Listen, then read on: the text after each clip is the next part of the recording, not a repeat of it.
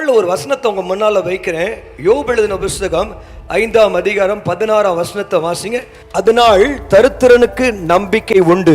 எல்லாருமா சொல்லுங்க, தருத்திரனுக்கு நம்பிக்கை உண்டு. சொல்லுங்க அப்போ. தருத்திரம் ஏன் தருத்திரம் வரும் பொழுது, தருத்திரம் என்பது ஆசீர்வாதம் என்பது ஒரு சக்தி, தருத்திரம் என்பது ஒரு சக்தி. தருத்திரம் என்பது ஒரு தீய அசுத்தாவின் சக்தி. அது ஒரு வீட்டில் ஒரு தனிப்பட்ட வாழ்க்கையில குடியிருக்கும் பொழுது என்னெல்லாம் செய்யும். ஆசீர்வாதம் வந்துச்சுன்னா அது ஒரு நல்ல சக்தி. அது குடும்பத்தில் எப்படி அற்புதங்களை கொண்டு. தருத்திரம் இருந்தால் ஒரு பற்றாக்குறை எப்பயுமே இருந்துட்டு இருக்கோம். குறைவையும் தருத்திரத்தையும் பிரிக்க முடியாது. அது சாபக்கேடான தருத்திரம், ஒரு சாபக்கேடானது. தருத்திரம் ஒரு மனுஷன் மேல, ஒரு குடும்பத்து மேல, இல்ல ஒரு பட்டணத்து மேல, ஒரு ஊர் மேல இருக்குமானா அந்த ஊர்ல பாத்தீங்கன்னா பசி, பட்டினி, சாபம் இருக்கும், ஆரோக்கியம் இருக்காது. அதுக்கப்புறம் ஒரு அடிமைத்தனம். எதுக்கு? அது குடிக்கு, சிற்றின்பத்துக்கு, விபச்சாரத்துக்கு, அதில் மதுபானத்துக்கு அடிமை ஆகிட்டு இருப்பாங்க. அப்புறம் தருத்திரம் இருக்கிற இடத்துல பார்த்தீங்கன்னா எப்போ பார்த்தாலும் ஒரு பணப்பற்றாக்குறை, வட்டி கடன் அதெல்லாம் பெருகிட்டே இருக்கும். அடுத்து பார்த்தீங்கன்னா தருத்திரம் இருக்கிற இடத்துல பிள்ளைகளுடைய எதிர்கால வாழ்க்கையே பாதிச்சிரும். தருத்திரம் இருக்கிற இடத்துல சின்ன பிள்ளைங்க வேலைக்கு போயிடுவாங்க, படிக்க மாட்டாங்க, 10ஆம் கிளாஸ் கூட படிக்க மாட்டாங்க. அப்படிப்பட்ட ஊர்களை பார்த்து, தெருக்களை பார்த்து 10th கூட பாஸ் பண்ணிக்க மாட்டாங்க, சில பேர் 5th கூட பாஸ் பண்ணிக்க மாட்டாங்க. தருத்திரம் இருக்கிற இடத்துல பிள்ளைங்களுடைய படிப்பு சரியாக வராது, அவங்க ஞானவானம் இருக்க மாட்டாங்க. தருத்திரம் இருக்கிற இடத்துல பார்த்தீங்கன்னு வச்சுங்களேன், சின்ன வயசுலேயே வேலைக்கு போயிடுவாங்க. தருத்திரம் இருக்கிற இடத்துல நீங்கள் பார்த்தீங்கன்னு வச்சுங்களேன், அவங்க அங்கே திருட்டு இருக்கும், பிச்சைக்காரங்க ஜாஸ்தி இருப்பாங்க, வேலையில்லா திண்டாட்டம் இருக்கும். இப்படி பலவிதமான காரியம் இருக்குங்க. வேதத்தில் நீங்கள் வாஸ்து பார்த்தீங்கன்னா பிரசங்கி 5ஆம் அதிகாரத்தில் 8ஆம் வசனம் வாஸ்து பார்த்தீங்கன்னா தருத்திரம் என்ன செய்யும்? கொடுமைக்கு ஒரு ஒடுக்கத்தை கொடுத்துட்டே இருக்கும். அப்போ அவங்க லைஃப்பில் நாளுக்கு நாள் இன்னும் ஒடுங்கிட்டே இருப்பாங்க ஒழிய அவங்க என்ன செய்ய மாட்டாங்க, ஒரு பெருக்கத்தில் ஒரு ஆசீர்வாதமாக இருக்க மாட்டாங்க. அவங்க வாழ்க்கை ரொம்ப கசப்பாக இருக்கும். ஏன் இந்த உலகத்தில் வாழ்கிறத காட்டலாம், செத்துடலாம் போல இருக்கும். அவங்க வேலைக்கு போவாங்க, வேலை அவங்களுக்கு மேலே இருக்கிற ஆதி, அவங்களுக்கு மேலே இருக்கிற அதிகாரி அவங்களுக்கு கொடுமையாக வேலை வாங்குவான். சில பேர் பார்த்தீங்கன்னா, சில பேர் வேலைக்கு போனாங்கனாலே அங்கே போனால் என்ஜாய் பண்ணுவாங்க, சந்தோஷமாக இருப்பாங்க. சில பேர் பார்த்தீங்கன்னா அங்கே போய் ஒன்றுமே அவங்களால எந்த விதமான பிரயோஜனமும் இருக்காது, அங்கே திட்டு வாங்கிக்கிட்டே தான் இருப்பாங்க. இதெல்லாம் பார்த்தீங்கன்னா ஒரு தருத்திரத்தினுடைய ஒரு அடையாளம். நம்பர் 2 கவனிங்க, தருத்திரம் எப்படி பிரவேசிக்குது. எல்லாம் கவனிங்க, தருத்திரம் எப்படி பிரவேசிக்குது. எடுத்து நீங்க வாசித்து பாருங்களேன். நீதிமொழிகள் 6ஆம் அதிகாரம் 9ஆம் வசனத்திலிருந்து 11ஆம் வசனம் வரைக்கும் வாசிங்க. சோம்பேறியை, நீ எவ்வளவு நேரம் படுத்து இருப்பாய், எப்பொழுது உன் தூக்கத்தை விட்டு. பாருங்க, ஒரு படுத்திருக்கிற ஒரு வீட்டில் எப்போ பார்த்தாலும் கொஞ்சம் தூங்கிக்கிட்டே இருக்கிறானா, எப்போ பார்த்தாலும் பெட்டு போட்டுக்கிட்டே இருக்கா. ஒரு மனுஷனுக்கு ஒரு 4 மணி நேரம் 5 மணி நேரம் தூங்கலாம், பொழுதனைக்கும் தூங்கிட்டு இருக்கானா அந்த வீட்டு ஆட்டோமேட்டிக்காக தருத்திரத்துக்கு, வறுமைக்கு அவன் வீட்டை திறந்து கொடுத்துட்டான்னு அர்த்தம். அது வெளியில் போகிற, ரோட்டில் போகிற நாய், ரோட்டில் போகிற எல்லாமே ஆட்டோமேட்டிக் என்ன செய்யும், திறந்த வீட்டில் உள்ள நுழையிற மாதிரி ஒரு மனுஷன் சோம்பேறித்தனம். எந்த வேலையை கொடுங்க ஒழுங்காக செய்ய மாட்டான். அந்த சோம்பேறித்தனம் இருக்கிற இடத்துல பார்த்தீங்கன்னா நல்ல தூக்கத்தை விரும்புவான். அவன் தூக்கத்தை விரும்புகிறவன் வீட்டுக்கு அவன் வீட்டு வாசலை தருத்திரமே உள்ளவா நான் சொல்லி அவன் வரவேற்கிறதுக்கு அடையாளம் இருக்குது. நீதிமொழிகள் 24ஆம் அதிகாரத்தில் 34ஆம் வசனத்தை வாசிங்க. நீதிமொழிகள் 24:34 வாசிங்க. உன் தருத்திரம் வழிபோக்கனை போலவும் உன் வறுமை ஆயுதம் அணிந்தவனை போலவும் வரும். அப்படின்னா அது நம்ம ஆட்டோமேட்டிக்காக தருத்திரத்தை நீங்கள் என்ன செய்யணும், வானு கூப்பிட வேண்டிய அவசியமே கிடையாது.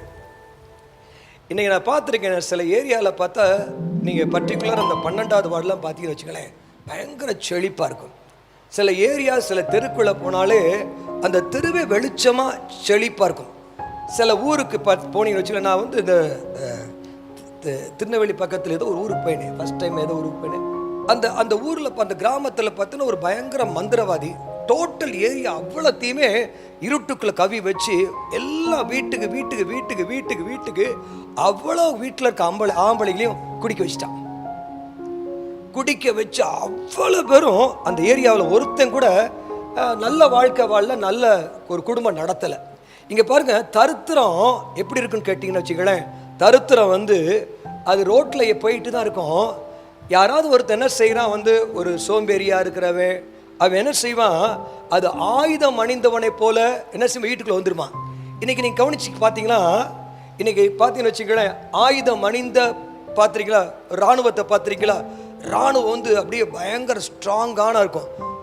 நல்ல பலவிதமான படைகள் இருக்கும், பலவிதமான யானைப்படை, அந்த படைன்னு சொல்லி என்ன செய்யும், பழைய காலத்தில் பார்த்து குதிரை படை. இன்னைக்கு பார்த்தீங்கன்னா ஒரு பயங்கர ட்ரிக்காக எல்லாம் டெக்னாலஜி பெருசாகிடுச்சு.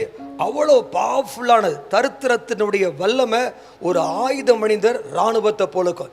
ஒரு தரித்திரம் ஒரு குடும்பத்துக்குள்ளே பிரவேசிச்சுன்னா அது 4 தலைமுறை 5 தலைமுறை இருக்கும். ஒரு முறை நம்ம சர்ச்சுக்கு வந்து ஒரு வெள்ளிக்கிழமை ஆராதனையோ ஒரு அமாவாசை ஆராதனையோ நினைக்கிறேன். அப்போ வந்து திண்டுக்கல்லேருந்து ஒரு குடும்பம் வந்திருந்தாங்க. அவங்க எனக்கு வந்ததெல்லாம் தெரியாது. அவங்க வந்து உட்கார்ந்துருந்தாங்க. உட்கார்ந்துருந்தோடனே எனக்கு இந்த மேடையிலேருந்து ஒரு ப்ராஃபஸி பண்ணுறேன். 14 இயர்ஸ் 14 வருஷமாக உங்களுடைய நிலத்தில் ஒன்று கூட விளையில, நிலத்தில் அப்படியே ஒரு ட்ரையாக இருக்கிறத நான் பார்க்குறேன். உங்கள் நிலத்தில் செய்வனை பண்ணி வச்சுருக்காங்க, அதனால உங்கள் நிலமே வந்து வறண்டு போய் கிடக்குது அப்படின்னு சொல்லி சொன்னேன். அப்படி முடித்த உடனே ஒரு குடும்பம், கணவன் மனைவி நேராக வந்து அது எங்கள் குடும்பம் தான் அப்படின்னு சொல்லி அவங்க ஜெபிக்க வந்தாங்க. ஜெபிக்க வந்தோடனே அவங்க குடும்பத்துக்காக ஜெபிக்கிற சமயத்தில் தேவனுடைய ஆவியானவர் சில தரிசனம் காண்பித்தார். கரெக்டாக இத்தனை ஏக்கரில் இந்த ஏரியாவில் ஒரு மரம் இருக்குது, இந்த மரத்து பக்கத்தில் இதை நான் பார்க்குறேன், நீங்கள் சொல்கிறதெல்லாம் கரெக்ட் தான், உங்கள் வீடு இப்படி அமைப்பில் இருக்குது அப்படி சொன்னோன்னே ஆமாம் அப்படின்னாங்க. நான் அன்றைக்கி வந்த சமயத்தில் அவங்க மேலே தலை மேலே கை வச்சு அந்த தரித்திரத்தை, அந்த செய்வனையை, சாபக்கட்டை உடைச்சோம். சில மாதங்களுக்கு முன்பாக, சில மாதங்களாக அவங்க வெள்ளிக்கிழமை திண்டுக்கல்லேருந்து வருவாங்க. திண்டுக்கல்லில் வந்து அவங்க கலந்து கொண்டுகிட்டே இருப்பாங்க. கலந்து கொண்டுட்டு இருக்க சமயத்தில் பார்த்தீங்கன்னு வச்சுங்களேன், சில மாதங்கள் கழிச்சு சொன்னாங்க, கையில் வந்து ஒரு நல்ல என்ன சொல்லுது, ஒரு செடியை எடுத்துகிட்டு வந்து அவங்க முன்னாடி கொண்டு வந்தாங்க. நான் இது என்னன்னு கேட்டப்போ சொன்னாங்க, பாஸ்டர் 14 வருஷமாக எங்கள் நிலத்தில் ஒன்றுமே விளையில, நம்ம ஜெபிச்சதுக்கு வந்ததுக்கப்புறம் எங்கள் நிலத்தில் வந்த இந்த ஃப்ரூட்டை காமிக்க வந்தேன்னு சொல்லி அவங்க இந்த இடத்துல வந்து சாட்சி சொன்னாங்க. இப்போ நான் சொல்கிறத கவனிங்க, தரித்திரத்துக்கும் அந்த ஆயுதத்துக்கும் ரொம்ப சம்பந்தம் இருக்கு. நீங்கள் நினைக்கக்கூடாது தரித்திரம் என்பது ஒரு பவர்ஃபுல் வெப்பன். அது உங்களுடைய தாத்தா குடும்பத்தில் வந்திருக்கலாம், தாத்தா வழியாக வந்திருக்கலாம், உங்கள் அப்பா வழியாக வந்திருக்கலாம், இல்லை உன்னுடைய ஊரே அப்படிப்பட்ட ஊராக இருக்கலாம், நீ பிறந்த கிராமம் அப்படிப்பட்ட கிராமமாக இருக்கலாம். அது ஒரு பவர்ஃபுல் வெப்பன். தரித்திரம் ஆயுதம் அணிந்த ஒரு மனிதனை போல அது வீட்டுக்குள்ளே வந்துருமா. வீட்டுக்குள்ளே வந்துட்டா அந்த இதுக்கு அதை துரத்துவதற்கு தேவையான ஆயுதம் இல்லாட்டினா அது தரித்திரம் வெளியே போகாதான். தயவு செய்து கவனமாக கேளுங்க. நீங்கள் பார்க்கும் பொழுது பார்த்தீங்கன்னா சில குடும்பங்களை சில பேரை பார்த்த உடனே இந்த ஃபேஸ்னுடைய முகத்துக்கு பின்னால் தரித்திரம் இருக்குன்றதையும் தரித்திரத்தினுடைய உச்சகட்டம் என்பதையும் கண்டுபிடிக்க முடிஞ்சிடும். சில ஃபேஸில் பார்த்தா செழுமை காணப்படும், சில ஃபேஸில் பார்த்தா பயங்கர வந்து முகத்தில் பார்த்தோன்னு வச்சுங்களேன் அப்படியே வறுமை. ஆயுதம் தரித்த அப்படின்னா தரித்திரத்துக்கான ஆயுதங்களை வச்சிருந்த எல்லா விதமான ஒரு பயங்கரமான ஒரு சூழ்நிலை அவங்க மேலே காணப்படும். பார்த்துங்க, நம்ம சர்ச்சுக்கு நம்ம எங்கள் வீட்டுக்கு ஒரு முறை வந்து ஒரு தம்பி வந்து சாப்பாடு கொடுங்கன்னு கேட்டான். ஆள் பார்த்தா நல்லா இருந்தான், அவன் முகம் பார்த்தா ஒரு பெரிய பணக்கார தோரணை. ஆனால் அவன் ஏன் என்கிட்ட பிச்சை கேட்குறான், அவன் சாப்பிட கேட்டான். நல்ல ஷர்ட் பேண்ட் போட்டிருக்கிறான், நல்லா இருக்கிறான், படித்த பையன் மாதிரி இருக்கிறான். ஆள் முகம் பார்த்தா ஒரு பணக்கார வீட்டு தோரணை இருக்குது. ஆனால் அவன் வந்து என்கிட்ட சாப்பிட்றதுக்கு சாப்பாடு கேட்டான். அப்போ நான் அவனை பார்த்த உடனே எனக்கு உள்ளத்தில் தோணுச்சு, இவன்ட்டு ஏதோ சம்திங், இவன்ட்டு என் லைஃப்பில் ஏதோ நடந்திருக்குது. நான் சரி உள்ளே வா அப்படின்னு கூப்பிட்டேன். உள்ளே வந்து எங்கள் வீட்டில் வந்து வெரண்டாவில் உட்கார வச்சேன். வெரண்டாவில் உட்கார வச்சுட்டு நான் சாப்பிட்றதுக்கு என் ஒய்ஃப்ட்ட வந்து சாப்பாடு கொண்டு வான்னு சொன்னேன். அப்போ கொஞ்சம் கொஞ்சமாக அவனை பற்றி பேசிக்கிட்டே இருந்தேன். உனக்கு நீ யாருப்பா, உன் பேர் என்ன, உங்கள் அப்பா பேர் என்ன, உங்கள் தாத்தா பேர் என்னன்னு கொஞ்சம் கொஞ்சமாக அவனை பற்றி விசாரிக்க ஆரம்பிச்சோன்னே அவனை பார்த்தாலே தெரியுது அவன் வந்து ஒரு ஏழை குடும்பத்தை சார்ந்தவன் கிடையாது. அவனை பார்த்தாலே தெரியுது அவன் முகத்தில் செழுமையானவன். பட் ஆனால் வந்து சாப்பிட்ற அளவுக்கவே சாப்பாடு சாப்பிட்றது இல்லாத அளவுக்கு அவன் வந்து தாழ்ந்து போயிட்டான். அப்போ கேட்ட உடனே சொன்னால் நீங்கள் ஆச்சரியப்படுவேன், தஞ்சை திருவாங்கூருடைய மன்னருடைய பரம்பரையில் வந்து இது பேரன், கொள்ளு பேரன் நினைக்கிறேன், சரியா? அப்போ நான் உனக்கு ஏன் இப்படி நடந்துச்சுன்னு அது சொன்னால், எங்களுடைய எல்லா வாரிசுகளுக்கு அத்தனை பேரும் படிச்சிருக்கிறோம், வேலை இல்லை. பெரிய படிச்சிருப்பாங்க, சரியான உத்தியோகம் கிடையாது. அதுக்கப்புறம் பார்த்தீங்கன்னு வச்சுங்களேன், வந்து ரொம்ப எப்படி எங்கள் வீட்டுக்கு வந்தானே தெரில. எங்கள் வீட்டுக்கு வந்து கேட்கும் பொழுது நான் அவனுக்காக ஜெபிக்க ஆரம்பித்தேன். ஜெபிக்க ஆரம்பித்தோன்னே கர்த்தருடைய ஆவியானவர் தொட ஆரம்பித்தார். இப்போ நான் சொல்றதை புரிந்து கொள்ளுங்க. இந்த இடத்துல உட்கார்ந்துருக்கிற சில பேருடைய வாழ்க்கையில உங்க குடும்பமா பரம்பரையாக ஒரு வறுமை ஆயுதம் அணிந்த பாருங்களா, ஒரு ஆயுதம் அணிஞ்சிருந்த ஒரு அப்படின்னா நிறைய கத்தி துப்பாக்கி எல்லாம் வச்சுட்டு உள்ள வந்தானா அவன் என்ன செய்ய மாட்டான், அவனை கொல்றுவான், இல்லைன்னா அழிச்சிட்டு போயிடுவான். கத்தியை வச்சுட்டு இன்னைக்கு என்ன செய்யறான் பாருங்க, நியூஸ்லாம் பார்த்தீங்கன்னா கத்தியோடு உள்ளே போகிறான், அந்த ஒரு நகைக்காக கழுத்து அறுத்துடுறான், அதுக்கு ஒரு பீரோ உடைச்சி பணத்தை எடுத்துகிட்டு போயிடுறான். அதுபோல் ஒரு வெப்பன் இருக்கும் பொழுது வெப்பனை வச்சு ஒன்று கொன்றுவான், ஏதாவது திருடிட்டு போயிடுவான். இன்னைக்கு சத்தியத்தை கேளுங்க, இது நம்ம கண்ணால் பார்க்குற ஒரு மனுஷன்ட்ட ஆயுதம் இருந்தால் நம்ம அலர்ட் ஆயிடுறோம், ஃபோன் பண்ணிடுறோம். ஆனால் கண்ணுக்கு தெரியாத ஒரு தருத்திரத்தின் ஆவி, வறுமையின் ஆவி, செய்வன ஆவி, அது ஒரு வீட்டை பிடிக்கலாம், ஒரு தெருவை பிடிக்கலாம், ஒரு குடும்பத்தை பிடிக்கலாம், ஒரு கோத்திரத்தை பிடிக்கலாம். ஒரு குடும்பத்தை பிடிச்சிட்டா அந்த குடும்பம் கடைசி வரைக்கும் 4 தலைமுறை வரைக்கும் அந்த குடும்பத்தில் அவங்களால எழுந்திருக்கவே முடியாமல் போயிடும். அவங்க குடும்பத்தில் மேக்சிமம் அவங்க குடும்பத்தில் ஒரு பெரிய படித்து ஒரு பெரிய ஒரு பெரிய ஹை ரேங்க்ல யாரும் வந்திருக்க மாட்டாங்க. பட் ஆனால் படிச்சிருப்பாங்க, நல்ல உத்தியோகம் இருக்காம இருக்கும். இன்னைக்கு கர்த்தருடைய ஆவியானவர் இன்னும் சில நிமிஷங்களுக்காக நான் ஜெபிக்க போறேன். இன்னைக்கு தரித்திரத்தின் கர்த்தர் உடைக்க போகிறார். அதுதான் என்னுடைய விருப்பம். சரிங்களா? ஓகே. அப்போ இது அடுத்தது பார்த்து வச்சுங்களேன். அப்போ ஒரு சோம்பேறித்தனம், தூக்கம். நீங்கள் சோம்பேறியாக தூங்கிக்கிட்டே இருந்தேன்னா உறுதியாக எழுதி வச்சுக்கோங்க, அது நான் சொல்லலை, பைபிள் சொல்லுது. ஆட்டோமேட்டிக்காக வீட்டுக்குள்ளே தரித்திரத்தின் ஆவியை, கண்ணுக்கு தெரியாத தரித்திரத்தின் ஆவியை, அவன் பயங்கரமான வெல் ஆர்ம்டு ட்ரெஸ்ஸோட கூட உள்ள நீட்டாக உட்காந்து படுத்துருவான். என் குடும்பத்தில் அதுதான் நடந்துச்சு. என் குடும்பத்தில் என்னுடைய எங்கள் வீடு எல்லா வாகனங்கள், நான் சொல்றதா 40 வருஷத்துக்கு முன்பாக, அது மாத்திரமல்ல லேண்டு, பேடி லேண்டு, எத்தனையோ காரியம் இருந்துச்சு. ஒரு செய்வன ஒரு பில்லி சுனியத்தினால என் குடும்பம் தரமட்டமாச்சு. ஆனால் ஆண்டவராக இயேசு கிறிஸ்து ஒருத்தர் தான் தரித்திரத்துக்காக, சாபத்துக்காக அவர் ஒருத்தர் தான் அடிக்கப்பட்டார், சிலுவையில் அடிக்கப்பட்டார். இன்னைக்கு ஆன்சர் ஒருத்தர் தான். இயேசுவை தவிர உன்னால் இந்த தரித்திரத்தின் ஆவியை துரத்த முடியாது. இன்னைக்கு தரித்திரத்தின் வல்லமை கர்த்தர் உடைக்க வல்லவர். ஆமென். நம்பர் 2, 2வது காரியம் எடுத்துக்கொள்ளுங்க. நீதிமொழிகள் 21ஆம் அதிகாரம் 17ஆம் வசனம். குயிக்கா வாசி, வேகமாக வாசி. நீதிமொழி 21:17. சிற்றின்ப பிரியன் தரித்திரனாவான், மதுபானத்தையும் எண்ணெயையும் விரும்புகிறவன் ஐஸ்வர்யவானதில்லை. பைபிளில் சொல்லப்பட்டிருக்கு சிற்றின்பம். எதெல்லாம் சிற்றின்பம் சொல்லுங்க, எதெல்லாம் சிற்றின்பம்? எதாவது 2-3 சொல்லுங்க, எதெல்லாம் சிற்றின்பம்? சினிமா, சீரியல், அதுக்கப்புறம் ஊர் சுற்றுறது, பெட்ரோலை போட்டு ஊர் சுற்றுறது, அதுக்கப்புறம் பலவிதமான சிற்றின்பம். வேற என்ன சொல்லலாம்? சொல்லுங்க, வேற ஐயா நீங்க தான் சொல்லுங்க, வேற என்ன சிற்றின்பம்? கேம்ஸ் சிற்றின்பம். வேற என்ன சொல்லலாம்? சொல்லு தம்பி. புரணி பேசுறது அடுத்த சிற்றின்பம். யாரு? வேற என்ன? ஆமாம், அதில் ஒரு இன்பம் தான் அவங்களுக்கு. ஆமாம், அதில் புரணி பேசி அதனால் என்ன ஆக போகுது? அது ஒரு இன்பம். ஆமாம், சிற்றின்பம். அடுத்தது சொல்லுங்க தம்பி. சிற்றின்பம், பலவிதமான சிற்றின்பங்கள் இருக்கு இல்லையா? கேம்ஸு, களியாட்டம், சூதாட்டம், ரேஸு, பேசித்தனம், ப்ளூ ஃபிலிம் பார்க்கறது. ஹலோ. அடுத்தது பார்த்தீங்கன்னு வச்சுங்களேன், இப்படி தகாத காரியங்கள், தேவனுக்கு பிரியமற்ற காரியங்கள், இதெல்லாம் தரித்திரம் வருவதற்கான வாசல். இன்னொரு இடத்துல நீங்க பார்த்தீங்கன்னா மதுபான பிரியன் தானே போட்டிருக்குது.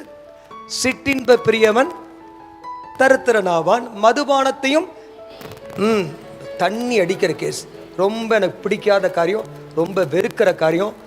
நான் தண்ணி அடித்து ஒருத்தனுமே விளங்கின மாதிரி சரித்திரம் இல்லை. நான் ஒரு தண்ணி அடிக்கிறவன அட்லீஸ்ட் 1 இயர் நான் கூட வச்சிருக்க பார்ப்பேன். 1 இயராவது வச்சு அந்த ஒரு 2 மாதம் 3 மாதம் 4 மாதம் இருக்கவங்கள திருப்பி பழைய குருடி கதவை திரடின்னு போயிடுவாங்க. ரொம்ப பவர்ஃபுல்லானது. நீங்கள் பாருங்கள், ஒரு 4 வீட்டுக்கு 3 வீட்லேயே தண்ணி அடிப்பாங்க. ரொம்ப வேதனையான நிகழ்ச்சி. எதுக்காகவே தனியாக ஸ்பெஷலாக ஜெபிக்கணும். சிற்றின்பம், பேசித்தனம். அடுத்து தண்ணி அடிக்கிற ஒரு வீட்டில், ஒரு தெருவில் 10 வீடு இருந்தால் 10 வீட்டில் நீங்கள் யோசித்து பாருங்கள், 9 வீட்டில் தண்ணி அடிக்கிறாங்க. கிறிஸ்தவன் தண்ணி அடிக்கிறான்.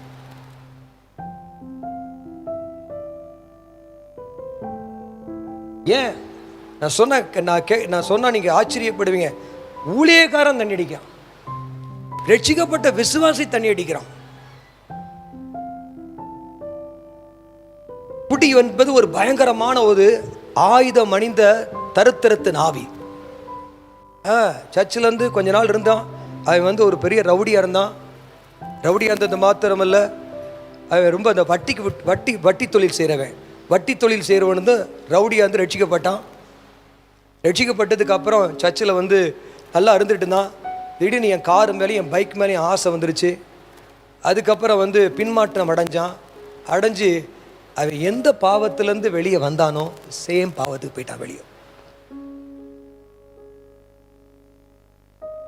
ஒரு மனுஷன் எந்த பாவத்திலிருந்து பிசாசு வெளியே கொண்டு வந்தானோ, ஆண்டவன் வெளியே கொண்டாரோ, அந்த பாவத்தை திரும்பியுமா அவன் பல மடங்கு தண்ணி அடிக்க ஆரம்பிச்சிட்டான். பல மடங்கு தவறா செய்ய ஆரம்பிச்சிட்டான். பல மடங்கு பண ஆசை வந்துருச்சு. கேட்குறீங்களா? ஆமாம். அவனுடைய முன்னிலைமையை காட்டிலும் அவனுடைய பின்னிலைமை என்னவா அதிக கேடாயிடுச்சு. பரிசுத்த ஆவியானவர் வரும் பொழுது அவனுடைய முன்னிலைமையை விட பின்னிலைமை அதிக ஆசீர்வாதமா இருக்கும்.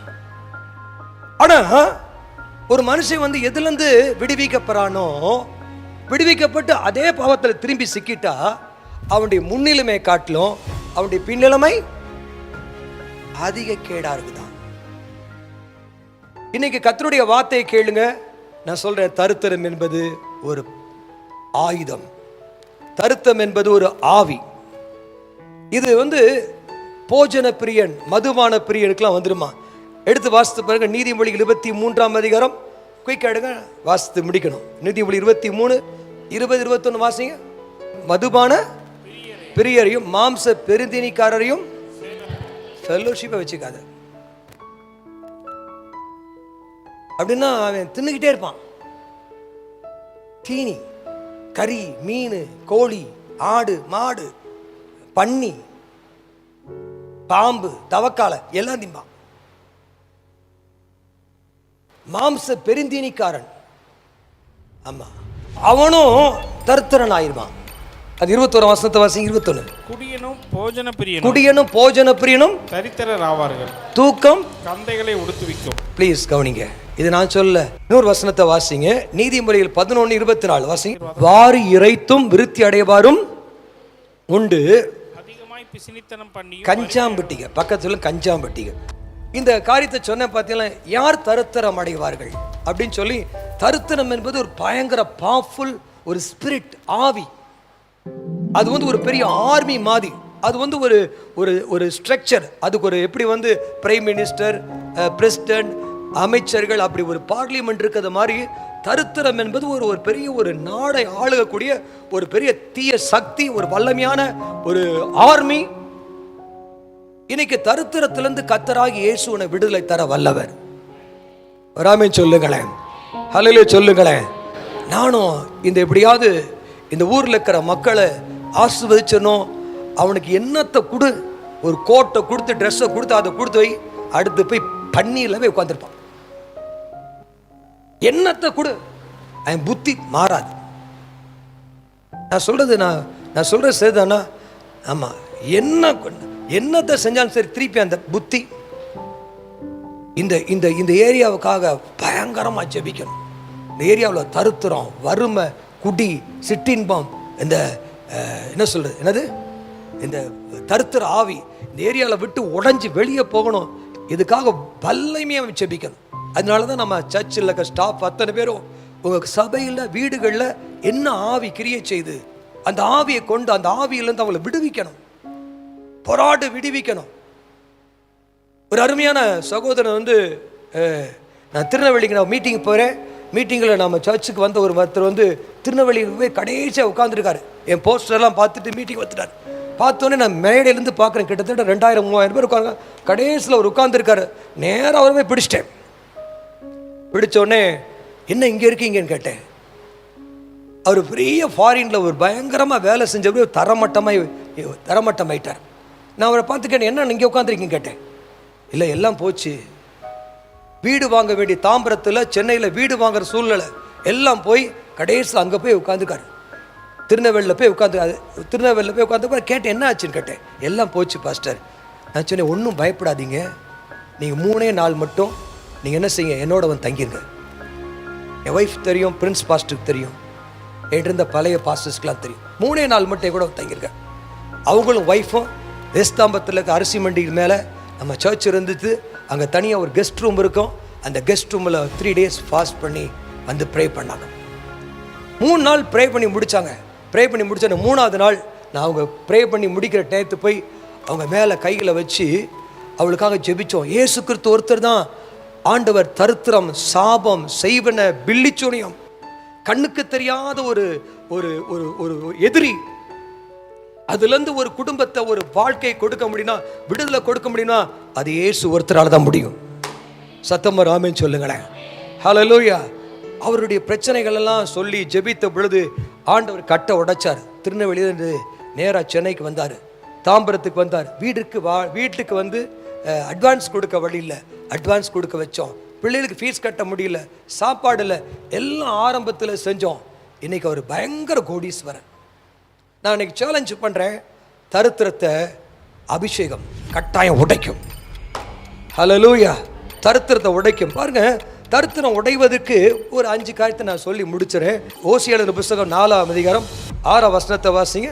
தேவனை அறிந்து கொள்வது, அறிகிறது சொல்லுங்க, எல்லாமே சொல்லுங்க. தரித்திரத்தை உடைக்கிறதுக்கான ஒரு 5 ஃபார்முலா சொல்கிறேன். தேவனை அறியும் பொழுது தரித்திரம் உடைய ஆரம்பிக்கும். ஆமென். ஆண்டவர் அறிய பாருங்க, நான் கல்யாணம் ஆயிடுச்சு, என் ஒய்ஃப் வந்து வெஜிடேரியன், நான் வெஜிடேரியன். 2 பேரும் ஒருத்தருக்கு ஒருத்தர் நாங்கள் பழக அவங்க விருப்பம் என்ன, அவங்க என்ன சாப்பிடுவாங்க கொஞ்சம் கொஞ்சமாக எனக்கு தெரிய ஆரம்பிச்சு. ஆமாம், கொஞ்ச நாளுக்கு அப்புறம் நான் வெஜிடேரியன் ஆகிட்டேன், அவங்க நான் வெஜிடேரியன் ஆகிட்டாங்க. இப்போ நான் கொஞ்சம் பார்த்தீங்கன்னா வெயிட்டெல்லாம் லூஸ் ஆகிட்டேன், அவங்க வெயிட் போட்டே இருக்காங்க. ஆமாம்,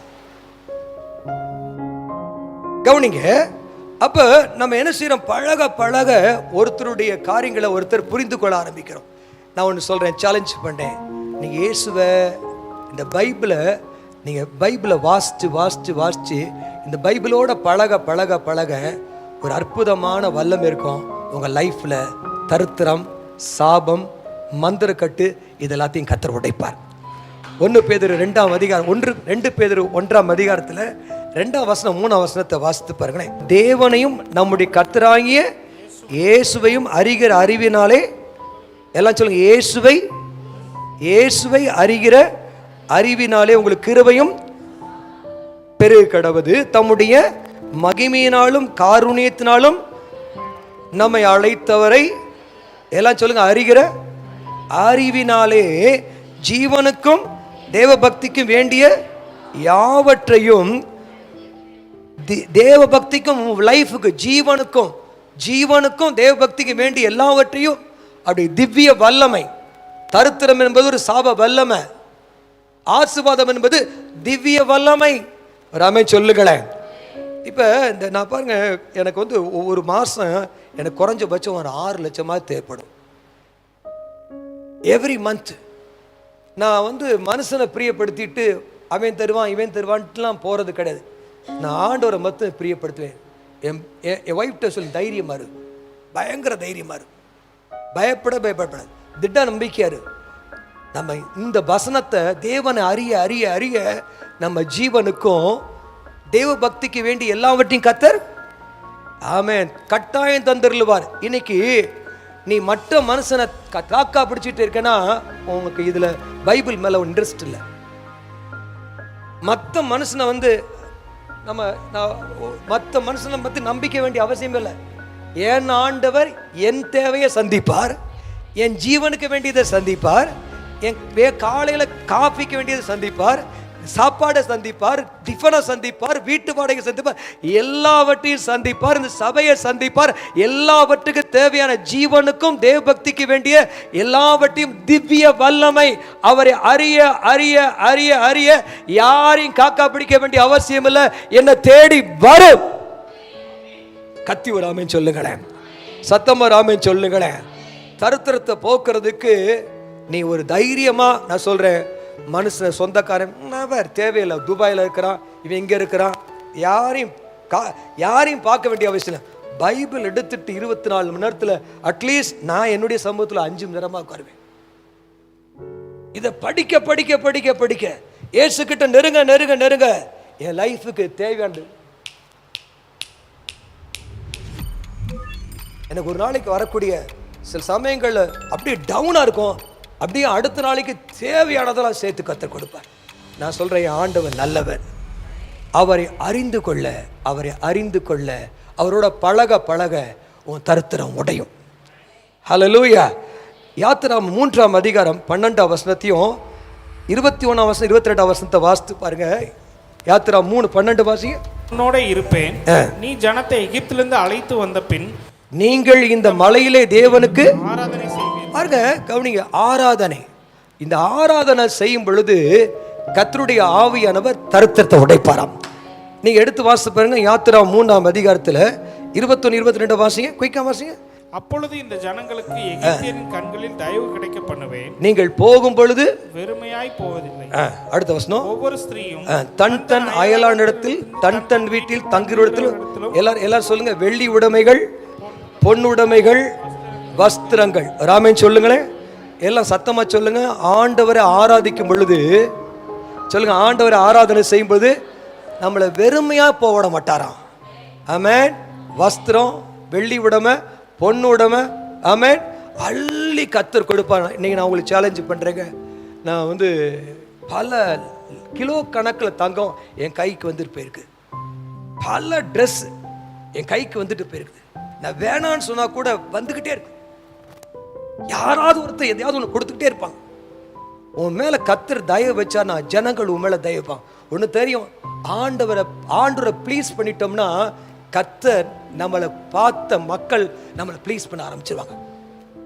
தேவனை ப்ளீஸ் பண்ணிட்டா போதுங்க. தேவனை ப்ளீஸ் பண்ணிட்டா ஜனங்கள் நம்மளை ப்ளீஸ் பண்ணுவாங்க. நீ ஜனங்களை ப்ளீஸ் பண்ண ஆரம்பிச்சனா உன்னை உலகம் வெறுக்க ஆரம்பிக்கும். தேவனை ஆராதிக்கிற மனுஷன் வெறுமையாய் போவதில்லை. வெள்ளி உடைமைகள், பொன்னுடைமைகள், வஸ்திரங்களை அள்ளி கொடுப்பார். ஹல்லேலூயா. ஆதியாம் 13ஆம் அதிகாரத்தில் ஒரு விக்கிரகத்தை வழிபட்டவன் தாங்க ஆபிரகாம். அவன் தேவனை தொழுது கொள்ள ஆரம்பிச்ச உடனே கர்த்தர் அவனை ஆடு மாடுகள் ஐஸ்வர்யவான மாத்தினாராம்.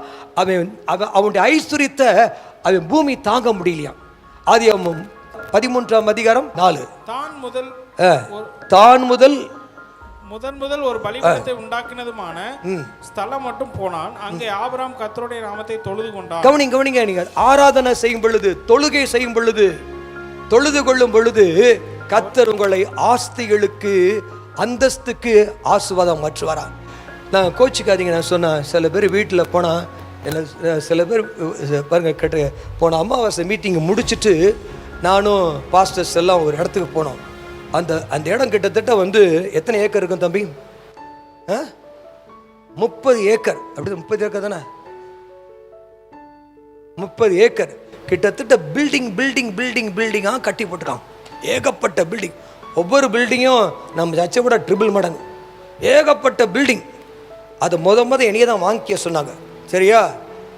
அதுக்கப்புறம் போய் என்ன செஞ்சேன், அங்கே போய் கரெக்டாக ஒரு 11 மணிக்கு 11:30 இருக்கும், ரைட்டா? 11:30 போய் வர்ஷிப் பண்ண ஆரம்பித்தாங்க. அவ்வளோதான், ஆராதனை பண்ண. இன்னைக்கு பௌர்ணமியா? இன்னைக்கு நைட் அங்கே தான் போகிறேன். சரியா?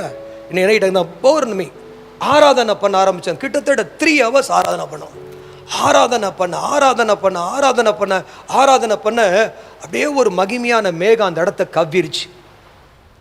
மகிமையான மேகம் கவிரிச்சு. சில நாடுகளோட கர்த்தர் தொடர்புகளை ஏற்படுத்துவேன்னு சொன்னார். நான் சொல்கிறேன், நான் கேட்டேன், இந்த இடத்துக்கு எப்போ வந்தீங்கன்னு கேட்டேன்.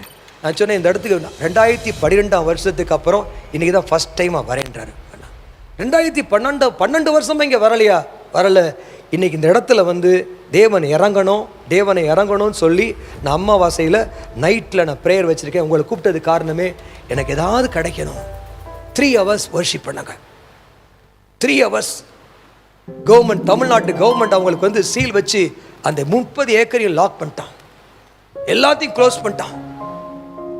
போய் வர்ஷிப் பண்ண ஆரம்பித்தோம். தேவனுடைய மகிமை இறங்குச்சு. நான் சொல்கிறேன், உங்கள் வீட்டுக்குள்ளே உங்கள் லேண்டுக்குள்ளேயோ தேவனுடைய பிரசனை இறங்குன்னா நல்லா ஆராதனை பண்ணிப்பாருங்க. கர்த்தருடைய ஆவியானவர் உங்களை நிச்சயமா உங்க வீட்டை கர்த்தர் ஐஸ்வர்யம் உள்ள வீட்டா கர்த்தர் மாற்றுவார். ஆமென். ஹல்லேலூயா சொல்லுமா? ஆமென். தேவனை அறிந்து கொள்ளுங்க, ஆராதிங்க. ஒரு தரித்திரம் போகணும், தரித்திரத்திலிருந்து விடுதலை வேணும்னா ஏதோ சும்மா பிரசங்கம் கேட்டா மட்டும் இல்ல, நீங்களும் நானும் செய்யணும். 3வது காரியம், ஆதியாகமம் 22ஆம் அதிகாரத்தில் 16 வசனம் 17 வசனம். நீ உன் புத்திரன் என்றும் உன் ஏக சுதன் என்றும் பாராமல் அவனை ஒப்பு கொடுத்து இந்த காரியத்தை செய்தபடியால் நான் உன்னை ஆசீர்வதிக்கவே ஆசீர்வதித்து உன் சந்ததியை வானத்து நட்சத்திரங்களைப் போலவும் கடற்கரை மணலைப் போலவும் பெருகவே பெருக பண்ணுவேன். கவனிங்க, நீ வந்து உன் பிள்ளைய ஒப்பு கொடுத்தா, அர்ப்பணிச்சா, அர்ப்பணிப்பு. நீ கிறிஸ்தவ வட்டாரங்கள்ல பார்த்தீங்கன்னா டெடிகேஷன்ல, கமிட்மெண்ட் கிடையாது. நான் பார்த்த கிறிஸ்தவ வாழ்க்கை என்பது ஒரு கமிட்டட் லைஃப் இருந்துச்சு. Committed life. கிறிஸ்தவ குடும்பங்களில் கமிட்டட் கிறிஸ்தவ, நான் ஒய்ஃப்ட்ட சொல்லியிருக்கேன், கமிட்மெண்ட். சபையில் வந்து எப்படி வந்து கிறிஸ்தவ குடும்பம் இருக்கணும், ஒரு கமிட்மெண்ட் இருக்கணும். ஞாயிற்றுக்கிழமைனா ஒரு கமிட்மெண்ட் இருக்கணும். தசம பாகனா ஒரு கமிட்மெண்ட். பைபிள் வாசிக்க ஒரு கமிட்மெண்ட். ஃபாஸ்டிங் ஒரு கமிட்மெண்ட். ஒரு தீர்மானம் எடுக்கணும். இன்னைக்கு நான் ஒவ்வொரு சனிக்கிழமையும் நான் சாப்பிடாம இருப்பேன் அப்படின்னு என்னுடைய 19 வயசுல ஒரு தீர்மானம் எடுத்தேன். 19 வயசுல எவ்ரி சாட்டர்டே நான் ஃபாஸ்டிங் இருந்து பைபிள் வாசித்து ஆராதனை பண்ணுவேன். கிட்டத்தட்ட அப்படின்னு தீர்மானம் எடுத்த நாள்ல இருந்து என் லைஃப்ல ஒரு நாள் மிஸ் பண்ணதில்லை. இன்னொரு தீர்மானம் எடுத்தேன், மாசத்துக்கு 3 நாள் ஃபாஸ்டிங் இருப்பேன், யாரையும் பார்க்க மாட்டேன். அது எத்தனையோ நாள் செஞ்சிருக்கேன், எத்தனையோ வருஷமா செஞ்சிருக்கேன். மாசத்துக்கு 3 நாள் எந்த மனுஷன் முகத்தை பார்க்காம தேவனை மட்டும்தான் பார்ப்பேன்னு சொல்லி ஒரு கமிட்மெண்ட். நீ எடுக்கிற கமிட்மெண்ட் ஒரு அர்ப்பணிப்பு. அல்லேலூயா சொல்லுங்களேன், சத்தமரல சொல்லுங்களேன். நீங்க ஆண்டவருக்காக அர்ப்பணிச்சு பாருங்க, கட்டாயம் உங்களை கர்த்தர் ஆசீர்வதிப்பார். 2 கொரிந்தியர் 8ஆம் அதிகாரத்தில் அங்க பாருங்க, மகா தரித்திரம். அந்த சபையில எடுத்து வாசித்து மகா தரித்திரம், அந்த கொடுமையான தரித்திரம். அந்த சமயத்தில் அந்த சபை மக்கள் தங்களை முதலாவது தேவனுக்கும் 2வது ஊழியக்காரருக்கு தங்களை அர்ப்பணித்திருந்தார்கள். கேட்குறீங்களா? தேவனுடைய சித்தத்தினாலே முன்பு தங்களை தாமே கர்த்தருக்கும் பின்பு ஊழியக்காரருக்கு ஒப்பு கொடுத்திருந்தாங்க. ராமேன் சொல்லுங்களேன், சத்தமா ராமேன் சொல்லுங்களேன். கவனிங்க சபையில் நான் இன்னைக்கு நான் பேசுறது உங்களுக்கு தான் பேசுறேன். சபையில் ஒரு அப்பானா, ஒரு சாதாரண அப்பாவுக்கு நீ கீழ்ப்படியாம போனாலே அது பயங்கரமான ஒரு ப்ராப்ளத்தை கொடுக்கும். தாய் தகப்பன் கீழ்ப்படியாம போனாலே சரீரத்தில் பலவீனம் வரும். ஆனால் இங்கே பைபிளில் போட்டிருக்குது, தங்களை தாங்களே கர்த்தருக்கு, ஃபர்ஸ்ட் கர்த்தருக்கு, செகண்ட் ஊழியக்காரருக்கு. தாய் தகப்பனுக்கு ஒரு டிசிப்ளின் இல்லாத வாழ்க்கை, கேடுகட்டு அலைகிறது வாழ்க்கை, கட்டவில் துட்ட மாதிரி ரோட்டில் பொம்பளை பிள்ளைகள் ஆம்பளை பிள்ளையும் தெரியுதுங்க, அடங்காத ஆட்களா போயிட்டுருக்காங்க. எப்படி கர்த்தர் குடும்பத்தில் அந்த சபை கொடிய தரித்திரம், பயங்கர தரித்திரம். ஆனா முதலாவது கர்த்தருக்கும் 2வது ஊழியக்காருக்கு அர்ப்பணிச்சாங்க, தரித்திரத்தை மாத்திட்டாங்க. ஐரோப்பாவில் ஒரு மிகப்பெரிய ஆசீர்வாதம் வந்தது காரணமே இவங்களுடைய அர்ப்பணிப்பு.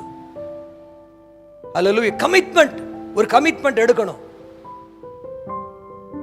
ஒரு ஊழியக்காரெல்லாம் தெரியும், அவர் நான் பைபிள் வாசிக்காம நான் சாப்பிட மாட்டேன், கர்த்தர் என்கிட்ட பேசாம நான் மற்றவன்கிட்ட பேச மாட்டேன். கமிட்மெண்ட். கர்த்தர் என்கிட்ட பேசினதுக்கு அப்புறம் தான் மற்றவன்கிட்ட நான் பேசுவேன். பாலியங்கி சோன் ஒரு மனுஷன் இருந்தாரு, 5 hours டெய்லி ஜோம்னு வரோம். கர்த்தர்ட்ட பேசிட்டு அது முடிச்சதுக்கு அப்புறம் தான் மனுஷனே பார்ப்பாராம். கமிட்மெண்ட், அர்ப்பணிப்பு. அல்லேலூயா சொல்லுங்களேன், சத்தமா அல்லேலூயா சொல்லுங்களேன். நான் சொல்றேன், தரித்திரத்தை ஈஸியாக துரத்திடலாம். தரித்திரத்தை ஈஸியாக துரத்திடலாம். தரித்திரம் என்பது கண்ணுக்கு தெரியாத ஒரு பயங்கரமான பவர்ஃபுல் மிலிட்ரி. அதை உடைக்கிறதுக்கு ஒரே வழி உங்களுடைய ஆண்டவர் அறிகிற அறிவு, ஆராதனை செய்கிறது, அர்ப்பணிப்பு. ஹல்லேலூயா சொல்லுமா? சத்தமா சத்தமா அல்ல சொல்லுமா? ரோமர் 10:10 வாசிங்க. நீதி உண்டாக இருதயத்திலே விசுவாசிக்கப்படும், நீதி உண்டாக இருதயத்திலே விசுவாசிக்கப்படும். எல்லாம் சொல்லுங்க. ரட்சிப்புண்டாக வாயினாலே அறிக்கை பண்ணப்படும். ஆமென். ஹல்லேலூயா. அப்படின்னா என்ன அர்த்தம் தெரியுமா? எனக்கு ரொம்ப வேதனையான ஒரு சூழல் தெரியுமா? இந்த சபையின் அறிக்கைன்னு வாசிப்பாங்க, அப்படிதானே பால் டேவிட் பல்ராம் ஐயா? ஆமா, சோம்பேறிகள் தூங்குற மாதிரி அப்படியே சொல்லுவாங்க.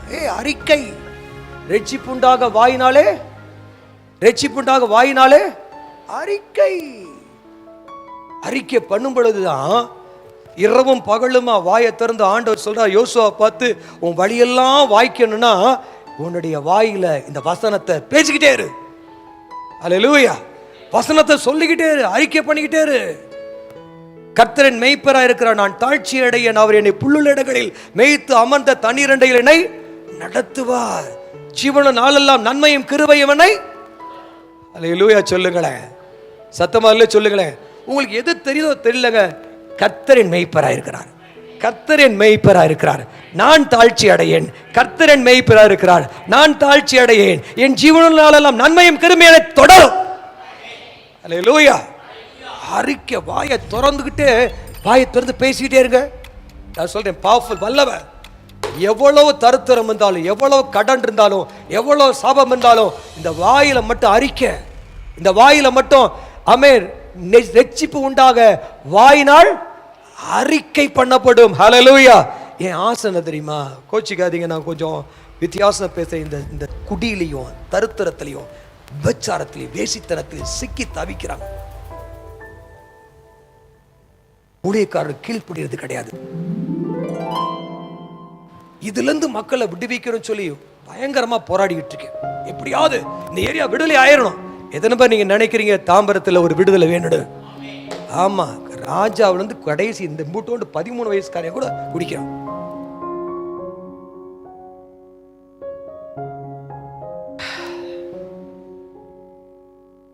கேக்குறீங்களா? சோ நம்ம சபையில நம்ம விசேஷமா குட்டி பழக்கத்தை ஒழிக்கிறதுக்காகவே ஒரு 12 மணி நேரம் ஜெபம் பண்ணாங்க. குட்டி பழக்கம் ஒழிக்கிறதுக்காக. அதுக்கப்புறம் இந்த இச்சை, பேசித்தனம், அது ஒழிகிறதுக்காகவே ஒரு 12 மணி நேரம் ஜெபம் பண்ணாங்க. அதுக்கப்புறம் பயங்கரமான சோம்பேறித்தனம், அப்படியே பயங்கரமான ஒரு தருத்திரம், இதை உடையிறதுக்காகவே ஒரு 72 மணி நேரம் ஜெபம் வைக்கலான்னு இருக்கேன். எத்தனை பேர் வரீங்க? 72 மணி நேரம் விடாமுயற்சியா. ஆண்டவர் அற்புதம் செய்யணும், அதிசயம் செய்யணும். முன்னால இருந்த பாஸ்டர்ஸ் எல்லாம் நான் சொன்னா கேட்டுறேன், டக்குன்னு கேட்டுருவாங்க. உட்கார் 72 மணி நேரம். ஒரு ஊழியக்காரனுக்கு கட்டாயம் ஒரு வாரத்தில் 7 நாள் இங்கே தங்கியே இருக்கணும். அடுத்த ஊழியக்கு அடுத்த 7 நாள், இப்படி கண்டினியூஸா எவ்ரி வீக் ஒரு ஊழியக்காரர் தங்கி ஜெபம்ட்டே இருப்பாங்க. ஒவ்வொரு மாசத்துல 72 மணி நேரம் ஜெபம் நடந்துகிட்டே இருக்கும். எவ்ரி மந்த் நான் சொல்றது சரிதானா? நான் சொல்றேன் sir, every month 70, every month நான் சொல்றேன் 72 hours. அப்படிப்பட்ட ஊழியக்காரங்க எல்லாருமே பயங்கர குடியிலையும் வேசித்தனத்தில் வந்தவங்க தான். அத்தனை பேர் ரட்சிக்கப்பட்டு அநேக விதமான குடும்பங்களை, 100கணக்கான குடும்பங்கள், 1000கணக்கான குடும்பங்களை கர்த்தருக்கு சொந்தமாக்குறாங்க. நான் எனக்கு சேலஞ்ச் பண்றேன், ஆவியானவர் பலத்தை காத்து செய்வாராக. ஹல்லேலூயா. ஆமென். இந்த ஏரியாவே மாத்தணுங்க, இந்த ஊரையே மாத்தணுங்க. நம்ம ஊர்ல தருத்திரமே இருக்கக்கூடாது. நம்ம ஊரை பார்த்தா பயங்கர செழிப்பா இருக்கணும். ஹல்லேலூயா. சத்தமா அல்ல சொல்லுமா? உற்சாகமா அல்ல சொல்லுமா? ஹல்லேலூயா சொல்லுமா? ஆமா, சில முகங்களை பார்த்தோன்னு வச்சுங்களேன், அந்த முகங்களை பார்த்தா தருத்திரம் அப்படி வந்து குடியிருக்கும். ஆண்டவரின் தருத்திரத்தை உடைக்கணும். ஆமென். பிள்ளைங்க நல்லா படிக்கணும், பிள்ளைங்க எல்லாம் டாப் கிளாஸ்ல வரணும். இந்த குடும்பத்திலிருந்து ஒரு IAS ஆயிட்டான், இந்த குடும்பத்திலிருந்து டாக்டர் ஆயிட்டான், இந்த குடும்பத்திலிருந்து ஒருத்தர் பயங்கர IPS ஆயிட்டார். இப்படிப்பட்ட காரியத்தை தான் நம்ம கேள்விப்படணும். அல்லேலூயா சொல்லுமா? சத்தமா அல்ல சொல்லுமா? அவராமே சொல்லுமா? அப்ப ஆராதனை பண்ணுங்க. தேவனை அறிந்து கொள்ள அறிந்து கொள்ள அறிந்து கொள்ள யாரையும் போய் தாங்க வேண்டிய அவசியம் இல்லை. யார்கிட்டையும் போய் தாங்க வேண்டும். நிச்சயமா உங்களை தேடி வருவாங்க, நீங்க மற்றவங்களை தேடி போக வேண்டிய அவசியம் இல்லை. அல்லேலூயா. சத்தமா அல்ல சொல்லுமா. இன்னைக்கு நான் ஒரு 5 நிமிஷம் ஜெபிக்க விரும்புகிறேன். ஓ நன்றி பரிசுத்த ஆவியானவர், நன்றி வாங்க. ரிபல பஷிகா தன ரெபுல தன மெனக்க துரு நீமா நீகர பல துரா நீமா ராத்தல ஷிகர தீபர பெரனி ரிபல பதர பக்கதர ரிமர தீத்தர பதன மக்கர திகா ஷேகர பதன மக்கதர பதன மக்கதர பிரிபி ஆத்தல ரபா ரேகல் பர மதுன ரேகல மதன மன மன ஷக்கர பதன மன மன திக்கதர ரிபன மணி ஷிகர பதன மக்கதர ரிவர பரையா. கொஞ்சம் கரங்களை தட்டி ஜெபம் பண்ணுங்க. எனக்கு என்னமோ இன்னைக்கு காரிய ஆவியானவர் தருத்திரத்துக்கு எதிராக ஒரு பயங்கர யுத்தம் நடக்கிறத நான் பார்க்கிறேன். தருத்திரம் என்பது பிசாசு, வறுமை என்பது ஒரு ஆவி, போஜன பிரியம் என்பது ஒரு ஆவி, பெருந்தீனி என்பது ஒரு ஆவி, சிட்டின் என்பது ஒரு ஆவி, மதுபான பிரியம் என்பது ஒரு ஆவி. ரேபலா கனா தர்த்தி கனா மரதுல ரபனா ஷிகரா நிமதனா ரகதன மதன மனமனை ஆந்தர பதரா. எந்த நன்மையான காரியங்கள் வானத்திலிருந்து இறங்கி வருது, தீமையானவைகள் அத்தனையும் பாதாளத்திலிருந்து வருது. ஒரு மனுஷனை கெடுக்கிற காரியம் எல்லாம் பாதாளத்திலிருந்து வருது. திரும்ப சொல்றேன், ஒரு மனுஷனை கெடுக்கிற எல்லா காரியமும் பிசாசிடத்திலிருந்தும் பாதாளத்திலிருந்து வருது. ஒரு மனுஷனை நன்மையான ஆசீர்வாதத்தை கொடுக்கிறதெல்லாம் பரலோகத்திலிருந்து இறங்கி வருது. ஆண்டவராக இயேசு பரலோகத்திலிருந்து இறங்கி வந்தவர், உனக்காக இறங்கி வந்தவர், உன் பாவத்தை தீர்க்க இறங்கி வந்தவர், உன் வியாதியை தீர்க்க இறங்கி வந்தவர், உன் சாபத்தை தீர்க்க இறங்கி வந்தவர், உன் தரித்திரத்தை உடைக்க இறங்கி வந்தவர். இந்த தரித்திரம் என்கிற அசுத்த ஆவியிலிருந்து விடுவிக்க தான் இயேசு இறங்கி வந்தவர். இயேசு உனக்காக இறங்கி இருக்கிறார், வானத்தை விட்டு இறங்கி இருக்கிறார். அவர் தரித்திர கோலமானார். உனக்கு தரித்திரம் வரக்கூடாது என்பதற்காக, உங்களுக்கு தரித்திரம் வரக்கூடாது என்பதற்காக அவர் தரித்திர கோலமானார். அவருக்கு அவர் சத்திரத்தில் இடமே இல்லை, அவர் தங்குவதற்கு இடம் இல்லை, அவர் தலை வைக்கிறதுக்கு இடம் இல்லை. அந்த தரித்திரம் அவ்வளோ கொடிய தரித்திரம். அந்த கொடிய தரித்திரமே இயேசு உனக்காக எனக்காக பெற்றுக்கொண்டார். இந்த நாள்ல பரிசுத்த ஆவியானவர் அந்த தரித்திரத்தை உடைக்கதான் அந்த தரித்திரம் என்கிற ஆவிய, அந்த தரித்திரத்தின் ஆவிய, அந்த வறுமையின் ஆவிய ஓரா பாகாலா தேமனா ரமனா ஷேகர தூலோலே மேரே கந்தியான் சென்மியாந்தியா துரோ மேரே பதனா மகரா பலா. கைகளை தட்டி வாய்களை திறந்து ரிபலா மகாந்தனா நிமா ஷேகனா மனனனா ஓரபா தரித்திரத்தை ஒரு நல்ல கையை தட்டி ஜெபம் பண்ணுவார். ஓரோ நுபர் ஆண்டவராய் இயேசு கிறிஸ்து வானத்திலிருந்து இறங்கினவர். அவர் பாதாளத்துக்கு இறங்கினார். பாதாளத்துல தரித்திரத்தின் பேயை மிதிச்சார். தரித்திரத்தின் ஆவியை ஜெயித்தார், வறுமையின் ஆவியை ஜெயித்தார், சாபத்தை ஜெயித்தார். இறங்கினார் பாதாளம் வரைக்கும் இறங்கினார். வறுமையின் ஆவியை ஜெயிச்சார், வறுமை பிசாசை ஜெயித்தார், தரித்திர பிசாசை ஜெயித்தார், தரித்திரத்தின் ஆவியை ஜெயித்தார், பாவங்களை ஜெயித்தவர் உனக்குள்ள வந்திருக்கிறார். அவர் ஒருத்தர் தான் உனக்கு விடுதலை, அவர் ஒருத்தர் தான் விடுதலை தர முடியும். அவர் ஒருத்தர் தான் உனக்கு விடுதலையின் ஆவியானவர். குமாரன் விடுதலை ஆக்கினால் நீ விடுதலை ஆக முடியும். இந்த தரித்திர கட்டு உடையணும், இந்த சாப கட்டு உடையணும், இந்த வறுமை கட்டு உடைவதாக. நல்ல கைகளை தட்டி ஓ ஹalleluya. ஷேகமாரா தனா ரமா கமலா தரா தீபலமா ரெபா மாமா ரபா கமலா தனமனா. வல்லமையான இயேசுவின் இரத்தத்தை இந்த இடத்துல இருக்கக்கூடிய எல்லா வீடுகள் மேல தெளிக்கிறேன். ஆண்டவருடைய ரத்தம் உனக்கு நன்மை செய்கிற ரத்தம். ஆண்டவருடைய ரத்தம் ஒண்ணுதான். இயேசுவின் ரத்தத்துக்கு பிசாசு நடுங்குவான், பாதாளம் நடுங்கும். சிலுவையை பார்க்கும் பொழுது சத்துரு தெரிச்சு ஓடுவான், சத்துரு நிக்க முடியாது. இன்னைக்கு தரித்திர கட்டு உடைவதாக, வறுமையின் கட்டு உடைவதாக. கைகளை தட்டி வாயை திறந்து நல்ல சத்தத்தை உயர்த்தி ஓ ஆமென். இன்னைக்கு சாத்தாண்டிய முகத்திரைய ஆவியானு கிழிக்க போகிறாரு. உன்னுடைய சந்ததி இனிமேல் தரித்திரத்தில் சிக்காது. உன் சந்ததி இனிமேல் தரித்திரத்தில் சிக்காது. உன் குடும்பம் தரித்திரத்தில் வாடாது. உன் குடும்பம் வறுமையில வாடாது. ஓ ரபா கமலா தானமா ஷகனா மதன மர பதன மனமனா ரிபமா மர பதன மனமா ரே கமலா பதனா.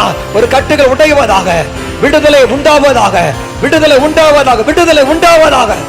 ஆவியானவரே மாரபா ஷேகதர வதரபா.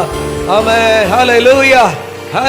கொஞ்ச நேரம் கைகளை தட்டி ஓ கைகளை தட்டி விடுதலையோடு கூட ஓ ராமா சாந்தானா ரேபா மாமா மாமா எல்லாருமா ஜெபம் பண்ணுவா. ஒரு மனப்பட்டு இது ஒரு பயங்கரமான குட்டிக்கார பிசாசு, இந்த சிற்றின்ப பிசாசு, மதுமான பிசாசு, தரித்திர பிசாசு, வறுமை பிசாசு, கடன்ற சாவ கட்டு இயேசுவின் நாமத்துல இந்த ரெகோபோத் நியூ லைஃப் அசெம்பிளியை விட்டு, ரெகோபோத் நியூ லைஃப் அசெம்பிளி விட்டு வறுமையின் ஆவி, தரித்திரத்தின் ஆவி, சாபத்தின் ஆவி, சிற்றின்ப ஆவி, மதுபானத்தின் ஆவி இயேசுவின் நாமத்துல வெளியேறுவதாக. வல்லமை வல்லமை ஆவியே என்னை அனலாக்கிடு, வல்லமை வல்லமை ஆவியே. சாத்தானின் கோட்டையை முறியடிக்க வல்லமை தாருமே. சாத்தானின் கோட்டையை முறியடிக்க வல்லமை தாருமே. தேவனின் ராஜ்யமே வல்லமை தாருமே. தேவனின் ராஜ்யமே வல்லமை வல்லமை ஆவியே என்னை அனலாக்கிடு, வல்லமை வல்லமை ஆவியே என்னை அபிஷேகிடு, வல்லமை வல்லமை ஆவியே என்னை அனலாக்கிடு, வல்லமை வல்லமை பெற்றுக்கொள்ளுங்க. மே கரபலா தந்தி பரபதன மக்கரபலா. ஒவ்வொரு வீட்டு வாசல்ல இயேசுவின் ரத்தம் பாய்வதாக.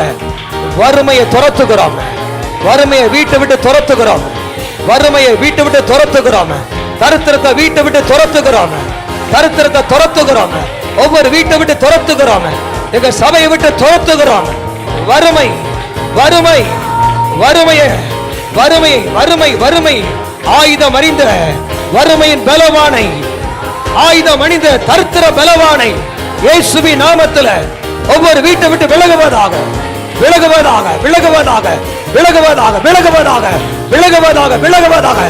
பாதாள கட்டுகள் உடைவதாக. எல்லாம் இயேசுவின் நாமத்தில். பாதாளத்தில் ஏறி வந்த வறுமையின் ஆவி, பாதாளத்தில் வெளியே வந்த தரித்திரத்தின் ஆவியே என் வீட்டு வாசலை விட்டு வெளியேறு, என் வீட்டு வாசலை விட்டு வெளியேறு. ஓ ஃபயர் ஃபயர் ஃபயர் ஃபயர். ரேபானா ரகாமா ராகாந்தோ ரோலோ ரிபாலா ராகானா ஷிகரலோ. வல்லமை வல்லமை ஆவியே என்னை அனலாக்கிடு, வல்லமை வல்லமை ஆவியே. ஒரு பாட்சி சாந்தி மரபலதனா மனா.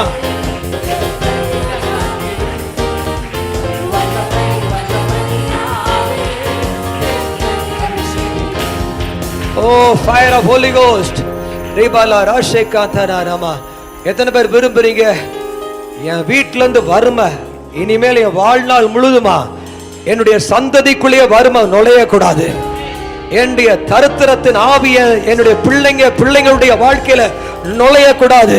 இயேசுவின் நாமத்தில் எல்லாம் சொல்லு, இயேசுவின் நாமத்துல, இயேசுவின் நாமத்துல ஆயுதம் அறிந்த வறுமையின் ஆவியே, வறுமையின் பலவானே, இயேசுவின் நாமத்தினால என்னுடைய சரித்திரத்திலிருந்து, என்னுடைய ஜெனரேஷன்ல இருந்து, என்னுடைய சரித்திரத்திலிருந்து இயேசுவின் நாமத்துல வறுமையின் பலவானே உன்னை துரத்துகிறேன்.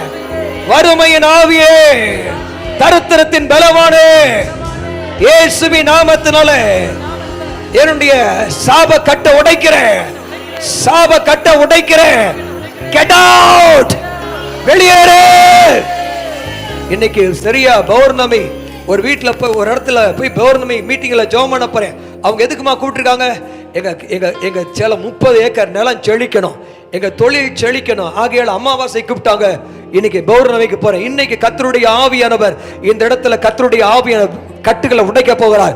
ஆமென். உங்களுடைய 4 தலைமுறை வறுமையா இருக்கலாம், உங்க 4 தலைமுறை குடிக்கிற ஆவிய குடிகாரனா இருக்கலாம், 4 தலைமுறை படிக்காதவனா இருக்கலாம், 4 தலைமுறை வீட்டு வேலை செய்யறவனா இருக்கலாம். இன்னைக்கு கர்த்தருடைய ஆவியானவர் உன்னை கர்த்தருடைய ஆவியானவர் இன்றைக்கு கர்த்தருடைய ஆவியானவர் அந்த குடி சாபம் சிற்றின்பம் எல்லா கட்ட கர்த்தர் உடைத்து ஓ குடும்பத்தை கொழுமையாய் செழுமையாய் பிழைக்க வைக்கிற ஆவியானவர். ஓ ரபாலா, இயேசு உனக்காக தான் பரலோகத்தை விட்டு இறங்கினார், தரித்திர கோலமானார், தரித்திர கோலமானார், சிலுவையில மரித்தார், சிலுவையில மரித்து பாதாளத்துக்கு சென்று பாதாளத்தில் வறுமை பிசாச வறுமையின் பலவான தரித்திர பலவான சாப பலவான காலால மிதிச்சு தலையை நசுக்கி மேல வந்து உன்னை ஆசீர்வதிப்பதற்காக இந்த இடத்துல வந்திருக்கிறார். இந்த நேம் ஆஃப் ஜீசஸ், இயேசு கிறிஸ்துவின் நாமத்துல, இயேசுவின் நாமத்துல சத்தமா சொல்லுங்க. என் குடும்பத்து மேல, என் குடும்பத்து மேல, என் ஜெனரேஷன் மேல, என் தலைமுறை மேல வறுமையின் ஆவியே, வறுமையின் பலவானே, தரித்திரத்தின் ஆவியே வெளியேறுவதாக. ஆவியே ஆவியே அனலாகமம், ஆவியே ஆவியே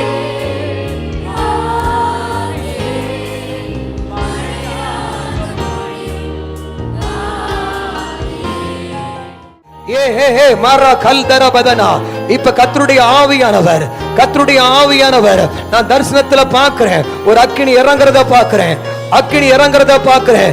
இந்த சபையில இருக்கிற யாவரும் தரித்திரத்துல வறுமையில வாழக்கூடாது. தரித்திர பிசாசு வறுமை பிசாச என் ஆண்டவர் இயேசு சிலுவையில முறியடிச்சார், சிலுவையில வெற்றி சிறந்தார். இயேசுவின் ரத்தம் ஜெயம், இயேசுவின் ரத்தம் ஜெயம். வறுமை வறுமை வறுமை கட்ட சொல்லுங்க இயேசுவின் நாமத்தினால, இயேசுவின் நாமத்தினால வறுமையின் ஆவியே ஒளிந்து போ, வறுமையின் ஆவியே ஒளிந்து போ. சாத்தானே வெளியேறு, மந்திர கட்டுகள் வெளியேறுவதாக, செய்வன கட்டுகள் விலகுவதா.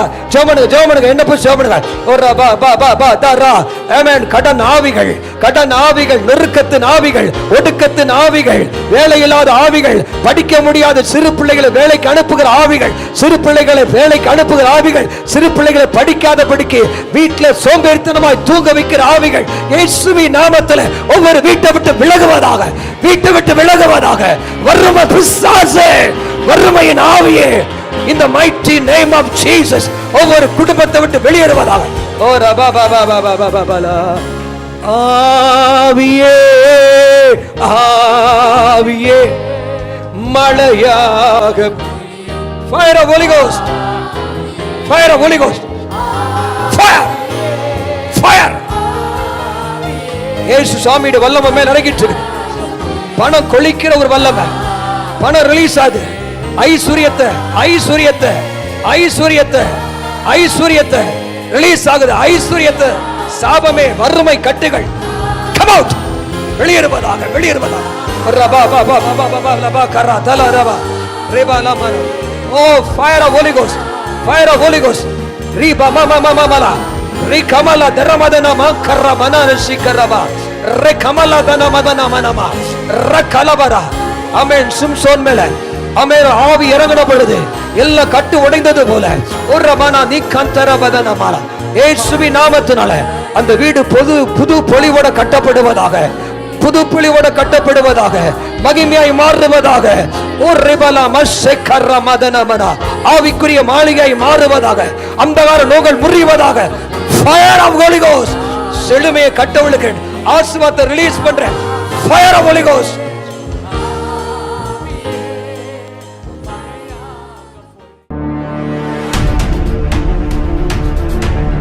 இந்த வியாதிக்கு, இந்த பண கஷ்டத்துக்கு, இந்த சூழ்நிலைக்கு ஆண்டவர் ஏதோ ஒன்று பேச விரும்புறார்.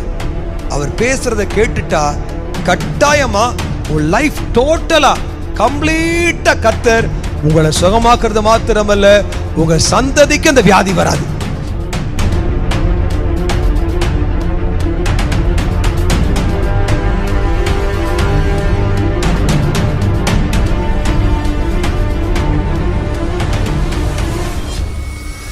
பிசாசு ராஜ்யம் வியாதியை பெருக பண்ணுவது, தேவனுடைய ராஜ்யம் சுகத்தை பெருக பண்ணுவது.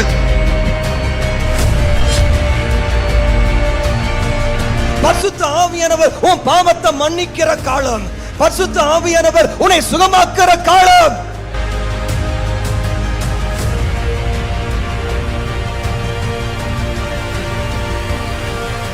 என் பேர் திலகா, காயர்மேட்லேருந்து வந்துட்டுருக்கோம். இந்தமாரி செய்வனம் பண்ணி வச்சதுனால எங்களுக்கு ரொம்ப கஷ்டமாக இருந்தது. ரொம்ப கஷ்டப்பட்டோம். ஒரு 3 வருஷம் ரொம்ப கஷ்டப்பட்டு எல்லா வேலையும் பண்ணோம். எங்கே பண்ணோம் கொஞ்சம் சரியாகலாமல் இருந்துச்சு. இங்கே வந்ததுக்கப்புறம் தான் ஃபாஸ்டர் ஜெபம் பண்ணி பையனுக்கு எனக்கும் இப்போ கொஞ்சம் பரவாயில்ல. எனக்கு கொஞ்சம் ஒரு 2 நிமிஷம் அமைதி கிடைக்குது. அவங்க பேசாமல் உள்ளுக்குள்ள அந்த பேச்சு கொஞ்சம் அமைதி கிடைக்குது. இல்லைன்னா அமைதி இல்லாமல் ரொம்ப நிம்மதி இல்லாமல் கஷ்டப்பட்டோம். இப்போ எவ்வளவோ நிறைய ஜெபம் பண்ணி பாஸ்டர் அம்மா வீட்டுக்கு வந்தாங்க. எல்லாம் இப்போ ஜெபம் பண்ணி இப்போ சர்ச்சுக்கு வந்ததுக்கப்புறம் நிறைய கொஞ்சம் அமைதி, கொஞ்சம் நிம்மதி. கர்த்தருடைய பரிசுத்த நாமத்துக்கு ஸ்தோத்திரம். கர்த்தர் எங்களை என்னை சாட்சியாக நிறுத்தின கிருபைகளுக்காக நன்றி செலுத்துகிறேன். நாங்கள் கடந்த ஆகஸ்ட் மாதத்தில் என் தம்பிக்கு ரொம்ப முடியாமல் ஆகிட்டு அவனை ஹாஸ்பிட்டலில் அட்மிட் பண்ணி வச்சுருந்தோம். டாக்டருங்களாம் பல்ஸ் ரொம்ப குறையுது, அவனுக்கு உடம்பு ரொம்ப வீக்காக இருக்குன்னு சொல்லிட்டாங்க. அதுக்கப்புறமாவும் அவனால் எழுந்திரிச்சு நிற்க முடியல, 2 காலம் இல்லை எனக்கு, அந்த மாதிரி தான் நான் உணர்றேன் அப்படின்னு அவன் சொன்னான். அதுக்கப்புறம் நாங்கள் சர்ச்சுக்கு கூட்டின்னு வந்தோம், ரகபத் சபைக்கு கூட்டின்னு வந்து ஐயா கிட்ட ஜெபம் பண்ணின்னு போனோம். அதுக்கப்புறமா தொடர்ந்து 3 நாள் ஐயா ஜெபம் பண்ணினே இருந்தார். அதுக்கப்புறம் அவனுக்கு பரிபூர்ண சுகத்தை கொடுத்தாரு கர்த்தர். இந்த சபைக்கு வந்ததுக்கப்புறம் அவன் நல்லா சுகத்தை பெற்று இப்போ நல்லா ஜீவனோடு நல்லா இருக்கிறான். அவன் வளர்ச்சியும் நல்லா இருக்குது. அதுக்காக கர்த்தருக்கு கோடான கோடி நன்றி செலுத்துக்கிறேன்.